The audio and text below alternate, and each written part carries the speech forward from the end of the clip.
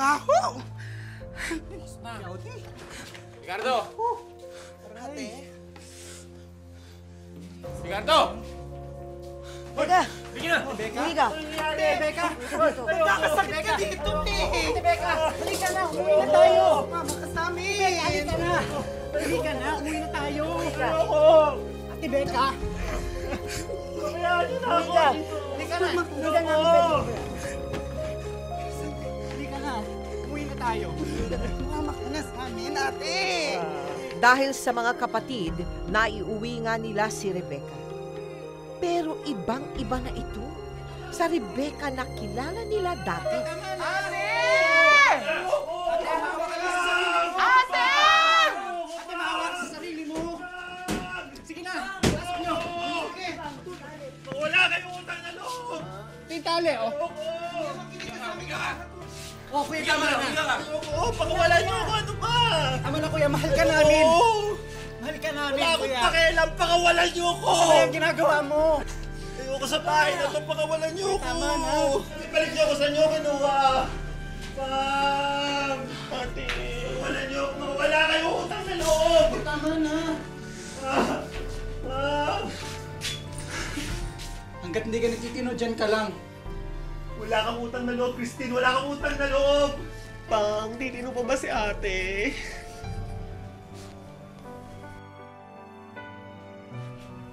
Pang! Pang, ayoko dito, Pang! Pakawalan niyo ako! Basta nakasuporta tayong lahat, gagaling siya.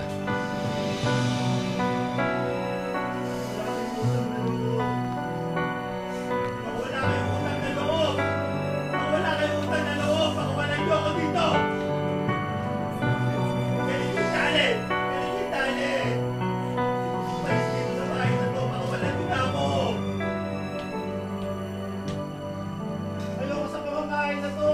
Balik ko ako sa inyo kinuha! Pakawalan niyo na! Ayoko dito! Pag! Sarap ng luto ni Becca, no? Ang dami kong nakain. Makalipas ang ilang buwan, gumaling naman si Rebecca sa drug addiction nito. Dahil na rin sa tulong ng buong pamilya, kasama na si Marilu, na ginawa rin ang bahagi niya sa pagsuporta sa pagpapagaling ng anak. Ayan yung total. Ito naman, hindi na kailangan to, anak. May tiwala ako sa'yo. Oh, ano? Eh, wala akong bulsa. Ilagay mo na lang dyan muna. Kaninong tawas to? Ha? May nakaiwan sa CR. Malamang sa'yo. Eh, ikaw lang naman may jutok dito, no? O, check mo. Ay, over. Wala yan. Sa'yo ba yan? Teka lang, eh, siya ba to? Basta ang alam ko si Kuya madalas nagkukulong dyan sa CR. Wala. Quiet lang ako. Si Kuya lang. Michael! Michael! Pang! Mang, Sa'yo ba yan? di Sabihin mo sa akin, gumagamit ka na naman ba? Hindi, Mang. Tanong niyo ba kay Becca? Hindi na ako gumagamit. Huminto na ako. Promise. Pati dito sa loob ng bahay, Sandali, dahan-dahan hindi mo na lang. kami ginalang. Oo, ito mo to.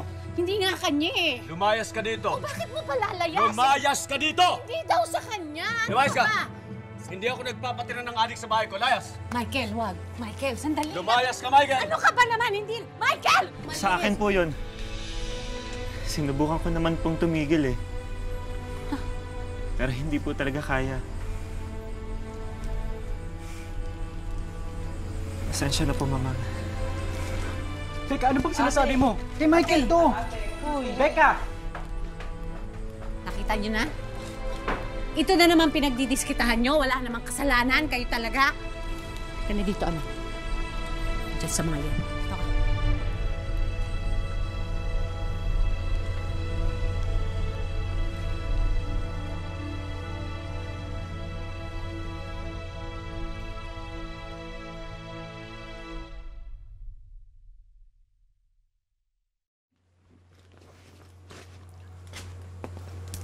Anak, bakit mo sinabing sa'yo yan? Ba't ka nagsinungaling?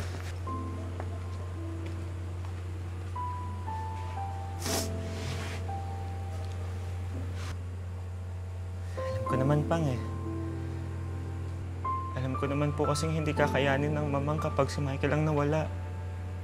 Kaya, ako na lang. Saka gusto ko rin po kasi magbagong buhay. Yung walang ibang nakakaalam na dati po akong adik. Baka po sakaling bumalik yung dati kong kumpiyansa. Yung may tiwala po sa akin yung mga taong nakapaligid sa akin. May tiwala ako sa iyo, anak.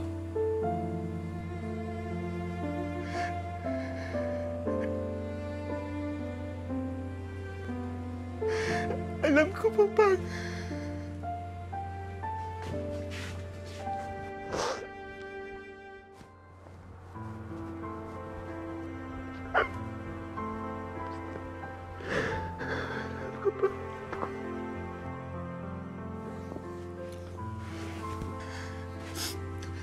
Kaya maswerte po kami at kayo po yung naging papa namin.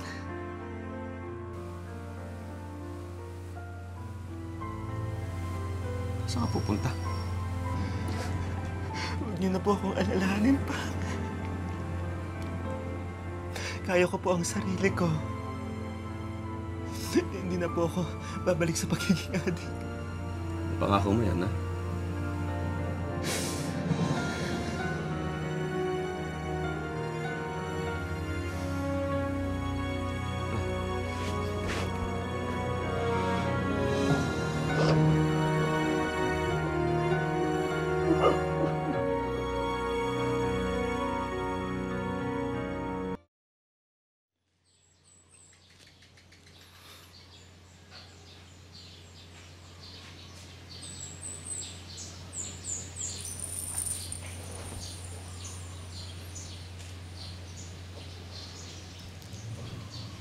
Uy, anak.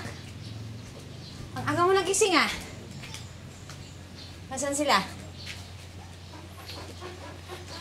Umalis na po.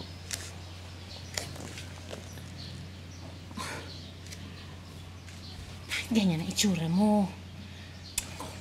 Huwag mong sisihin ang sarili mo doon sa nangyari.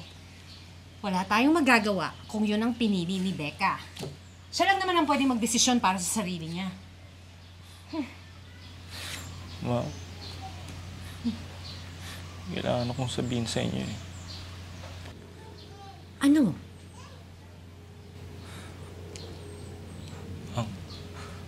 Ako yata may kailangan ng tulong. Ako yung adik, ma'am. Hindi si Becca.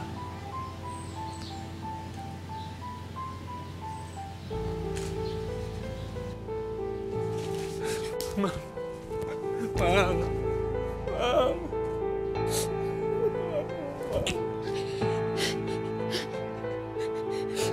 Ma'am.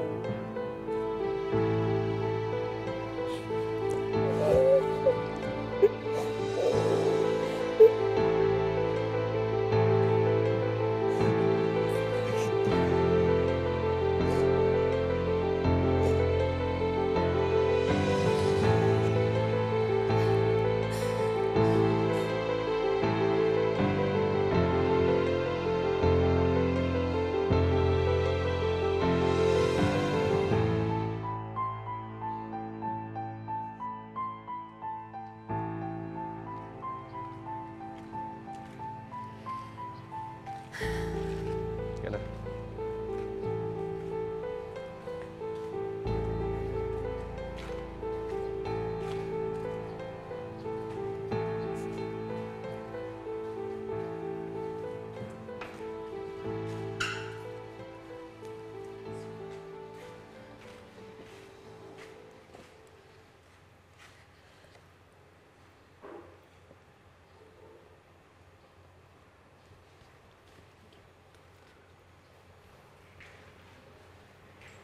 Ito lang ang magagawa naming tulong, anak. Nasa iyo na yan kung tutulungan mo ang sarili mo na mabago ang buhay mo.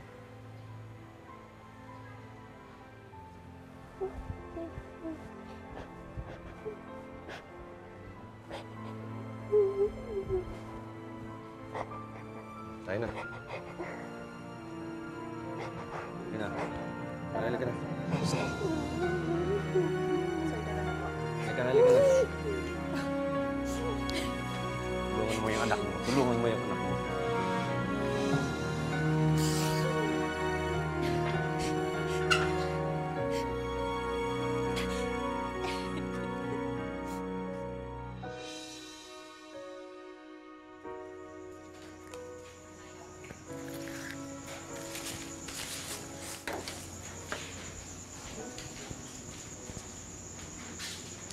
Bon appetit!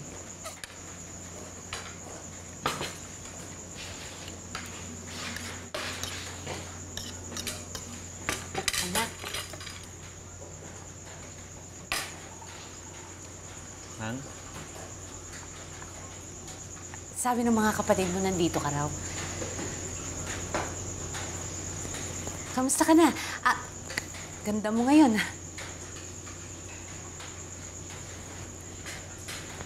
Nabalita mo na nangyari kay Michael?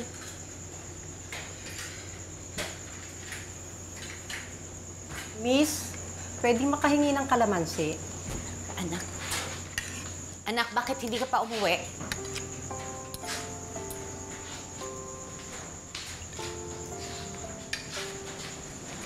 Ito yung kalamansi. Salamat. Anak, alam mo, nung bata ka pa, nakita ko kung paano ka lait-laitin ng mga taong nasa paligid mo eh. Nasasaktan ako para sa'yo. Kaya nung una, nakikipaglaban ako. Pero nung huli, ayoko nang masaktan eh, kaya umiwas na ako sa inyo. Pasensya na ha Pasensya na kung hindi ako naging mabuting ina sa inyo. Pero mahal ko kayo. Mahal na mahal. Hindi ko lang alam kung paano ko ipapakita.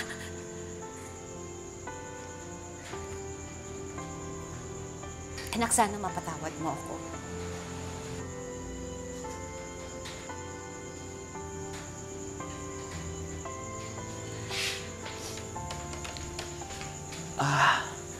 May kailangan pa po kayo? Wala na po, miss. Kalamansi. Meron pa.